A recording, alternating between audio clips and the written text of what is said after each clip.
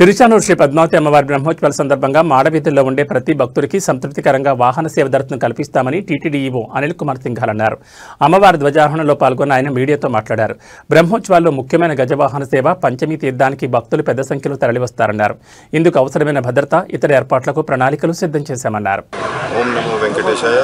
ఓం శ్రీ పద్మావతి అమ్మవారి కార్తీక బ్రహ్మోత్సవాలు 17వ తేదీ నుంచి 25వ తేదీ వరకు వైభవంగా నిర్వహించడానికి టీటీడీ బోర్డు ఇచ్చేటువంటి సలహాల సూచనల మేరకు అధికార యంత్రాంగం ఏర్పాట్లన్నీ కూడా పూర్తి చేసుకుంటుంది. నిన్న ఉదయం లక్ష్మీ కుంకుమార్చన కార్యక్రమంలో చాలామంది భక్తులు పాల్గొన్నారు. అమ్మవారి ఆశీస్సులు తీసుకోవడం జరిగింది. బాగా పకడ్బందీగా సక్సెస్ఫుల్గా శాస్త్రపరంగా ఈ కార్యక్రమం నిర్వహించాం.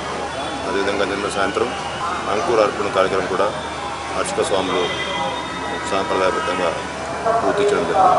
ఇవాళ ఉదయం ధ్వజారోహణ కార్యక్రమం సరైన సమయంలో ఆగమోక్తంగా అర్చక స్వాములంతా కూడా పూర్తి చేశారు.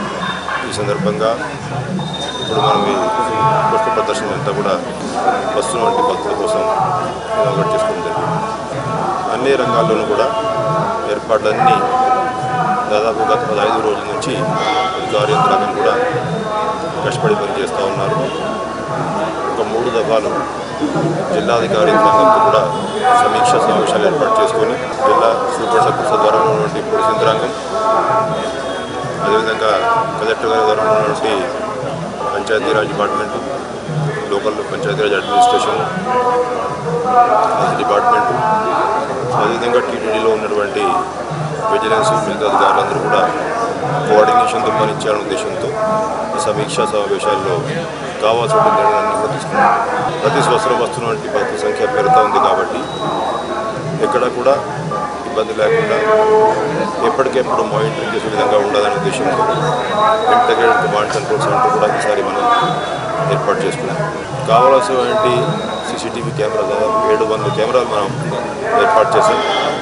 ఆ కెమెరా నుంచి వచ్చేటువంటి ఫీడ్ ఎప్పటికెప్పుడు రియల్ టైంలో మానిటరింగ్ చేసుకుంటూ ఆ కమాండ్ కంట్రోల్ సెంటర్లో అన్ని డిపార్ట్మెంట్స్ నుంచి సీనియర్ అధికారిని కంటిన్యూస్గా డ్యూటీలో కూర్చోబెట్టి వస్తున్నటువంటి ఫీడ్ ఆధారంగా, అదేవిధంగా భక్తులు ఇచ్చేటువంటి సలహాల సూచనల ఆధారంగా, మీడియా సోషల్ మీడియాలో వచ్చేటువంటి వార్తల ఇన్ఫర్మేషన్ ఆధారంగా ఎప్పటికెప్పుడు కావాల్సిన చర్యలు తీసుకుంటానికి అధికార యంత్రాంగం అందుకో సిద్ధంగా ఉన్నారు. అదేవిధంగా పంచమి తీర్థం కోసం ఎక్కువ మంది భక్తులు వస్తారు కాబట్టి దానికి కూడా ఫీల్డ్ ఇన్స్పెక్షన్స్ నిర్వహించుకొని ఏర్పాట్లన్నీ పూర్తి చేశాం. కావాల్సిన ఇంజనీరింగ్ పనులు, అదేవిధంగా ఫ్లోరల్ లైటింగ్ డెకరేషన్ పనులు ఇవన్నీ పూర్తి అయినాయి. పోలీస్ బందోబస్తు కూడా పకడ్బందీగా ప్లాన్ చేశాం. దాదాపు 1700 మంది ఆ రోజు సెక్యూరిటీ స్టాఫ్ డ్యూటీలో ఉంటారు. 1100 మంది వరకు బిజినెస్ స్టాఫ్ కూడా డ్యూటీలో ఉంటారు. అవసరమైనటువంటి శ్రీవారి సేవకు డిపార్ట్మెంట్ పూర్తి చేశాం. మెడికల్ డిపార్ట్మెంట్ నుంచి కావాల్సినటువంటి మెడికల్, పారామెడికల్ స్టాఫ్ కూడా డ్యూటీలో ఉంటారు. ఎక్కడ కూడా సామాన్య భక్తులకు ఇబ్బంది లేకుండా వస్తున్న వంటి మిగతా వారికి దర్శనం చేయించుకుంటూ, అదేవిధంగా 20వ తేదీ సాయంత్రం గవర్నర్ రాష్ట్రపతి రావడం జరుగుతుంది కాబట్టి దానికి కూడా ఇవాళ జిల్లాధికారుల యంత్రాంగము, అదేవిధంగా టీటీడీ అధికారులందరూ కూడా ఈఎస్ఎల్ నిర్వహిస్తూ ఉన్నారు. ప్రెసిడెంట్ గారి ప్రోగ్రాంలో ఎక్కడ కూడా సామాన్యుడికి ఇబ్బంది లేకుండా టైమింగ్ ఇవన్నీ కూడా ఫిక్స్ చేసుకోవడం జరిగింది.